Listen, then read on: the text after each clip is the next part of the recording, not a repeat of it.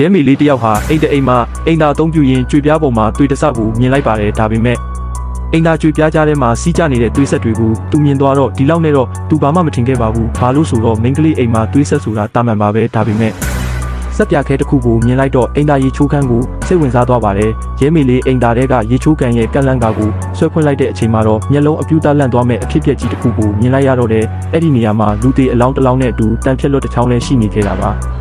အဲ့ဒီအချိန်မှာပဲအင်ရှင်မျိုးသမီးတစ်ယောက်ကအနောက်ကရောက်လာပြီးဓာတ်နဲ့ထိုးလိုက်ပါတယ်ရဲမေလေးကတော့ချက်ချင်းလက်နဲ့ကာလိုက်ပေမဲ့ဓာတ်ဟာလက်ဖူးဝါးကိုဖောက်ထွက်သွားပါတယ်လူသက်သမားဟာဓာတ်ကိုဆွဲထုတ်ပြီး1 byte ကိုထပ်ထိုးလိုက်ပါတယ်ကန်ကောင်းချင်တော့ရဲမေဟာကြီးကဝစ်စင်ထားပါတယ်ရဲမေဟာဓာတ်ကိုလက်ကကင်ထားပြီးဒေါသအကြီးနဲ့လူသက်သမားကိုကြီးကအားနဲ့တွန်းလာခဲ့ပါတယ်လူသက်သမားဟာနောက်သို့ရွေ့လာပါတယ်ရဲမေဟာတွန်းကန်လာရင်ကန်ဆိုးစွာနဲ့ဆက်ပြခဲ့ကိုနှိမ့်မိကမော့ရက်လဲကြကဓာတ်ဟာရင်ဘက်ထဲဝင်သွားပါတယ်အဲ့ဒီနောက်မှာတော့အင်ရှင်မလေးကရဲမေလေးရဲ့ပစ္စတိုတနက်ကိုတိမ့်လိုက်တဲ့အင်ရှိမှာစောင့်နေတဲ့တခြားရဲတယောက်ကိုတွားတွေ့ပြီးတော့ရဲမေလေးပိုက်အောင်လို့ခဏကြာအောင်မယ်ဆိုပြီးအိတ်တပူကိုပြေးလိုက်ပါတယ်ပြီးတော့ရဲမေဟာပိုက်ရမ်းနာနေလို့ကြာအောင်မယ်လို့လိန်ညာလိုက်ပါတယ်အကြောင်းရင်းကညကင်းလဲရင်ဘိုက်နာလို့သူမအိမ်မှာအိမ်သားငါးသုံးတာပါအဲ့ဒီတော့ဒီရဲကိုလည်းသူနှုတ်ပေးဖို့တတ်မှာဖြစ်ပါတယ်အဲ့ဒီအချိန်မှာပဲအိမ်သားတွေကရဲမေလေးကမတည်သေးပဲထွက်လာတယ်ဒါပေမဲ့တွေးတွေအများကြီးနဲ့ရဲမေလေးကြပြလဲကျသွားပါတယ်လဲကျသွားတယ်ရဲမေစီရဲဝီလေးကြီးပြေးသွားပြီးပွေးလိုက်တဲ့အချိန်မှာသူတွေးမိတာအင်ရှင်ဟာလူသက်သမားလို့သိပြီးအနောက်ကိုလက်ကြည့်လိုက်ချိန်မှာလူသက်သမားဟာတနက်နဲ့ပြစ်လိုက်ပါတယ်တနက်ဟာအတန်မြည်သွားပေမဲ့ကြီးမထွက်ခဲ့ပါဘူးဦးရဲဟာတနက်ထုတ်ပစ်ဖို့လုပ်ချိန်မှာတော့လူသက်သမားရဲ့နောက်တစ်ချက်ပြစ်ချင်းခံရပြီးကြီးစံဟာခေါင်းကဖောက်ထွက်ပြီးမာလာကီယာသွားပါတယ်လူသက်သမားဟာနောက်တစ်ချက်ထပ်ပြစ်လိုက်ပါသေးတဲ့လူသက်သမားဟာ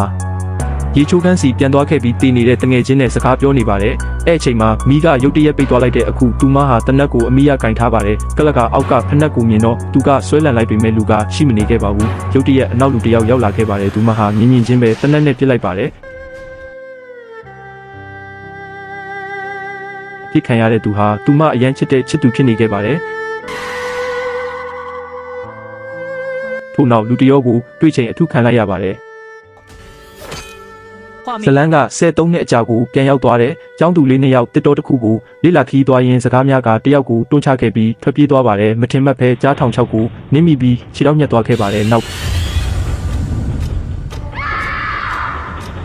ကျောင်းမှာလည်းအနိုင်ကျင့်ခံရပါတယ်အဲ့ဒီကလေးကကြံခဲ့တဲ့မိန်းကလေးရဲ့စိတ်ထဲမှာအမုန်းတွေအကြီးကျယ်ဝင်သွားခဲ့တဲ့အဲ့ဒီအမုန်းတရားတွေနဲ့ပဲအင်ရှင်မလေးကအိမ်ထဲရောက်လာပြီးနောက်ထပ်လူတွေကိုတယောက်ပြီးတယောက်တက်ပစ်လိုက်တယ်အခုတော့အင်ရှင်မလေးကိုယ်တိုင်ကလည်းအထုခံရပြဆိုဖာမှာလည်းနေရစုဘာစိမ့်မသိလေဘင်းကနေအထိုးခံရပါတယ်လူတက်အမားကိုထုလိုက်တဲ့ကောင်မလေးဟာအလောင်းတွေကိုကားပေါ်တင်ပြီးအရင်ကသူတို့သွားခဲ့တဲ့တောအုပ်ထဲကိုပြန်တည်သွားတယ်ဒါပေမဲ့လူတက်သမားဟာလမ်းမှာတတိယလာပြီးတိုက်ခိုက်ဖို့လက်ထိတ်ကိုပြင်ဆင်ထားပါတယ်ဒါကိုမသိတဲ့သူမတငယ်ချင်းကအလောင်းတွေကိုအောက်ချဖို့အနားကိုကပ်လာချိန်မှာတော့လူတက်သမားဟာလက်ထိတ်နဲ့ထုလိုက်ပြီးထွက်ပြေးသွားပါတယ်